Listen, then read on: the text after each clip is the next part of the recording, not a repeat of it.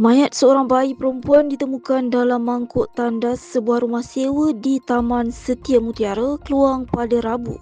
Pemeriksaan awal mendapati terdapat kesan tikaman pada tubuh bayi berkenaan. Polis Johor berkata siasatan bermula selepas seorang pelajar wanita berusia 19 tahun dimasukkan ke Hospital Encik Besar Hajar Kalsum selepas dipercayai melahirkan anak. Hasil pemeriksaan di rumah sewa wanita itu membawa kepada penemuan mayat bayi berkenaan. Polis turut menahan remaja itu dan teman lelakinya yang juga berusia 19 tahun bagi membantu siasatan. Kes kini disiasat mengikut Seksyen 302 Kanun Keseksaan kerana membunuh dan Seksyen 315 Kanun Keseksaan kerana menyebabkan kematian bayi yang baru dilahirkan. Beras basmati, parboiled atau steamed, lebih panjang, berkualiti dan menyelerakan. Pilihan muktamad untuk beras perhasian. La la la la la, La Sela. Adakah anda penjawat awam? Perlukan bantuan kewangan? Tak perlu pening lagi.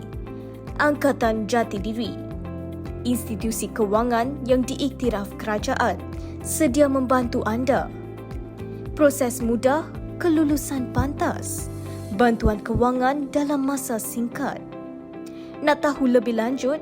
Mudah saja scan QR code di skrin sekarang. Tertakluk kepada terma dan syarat.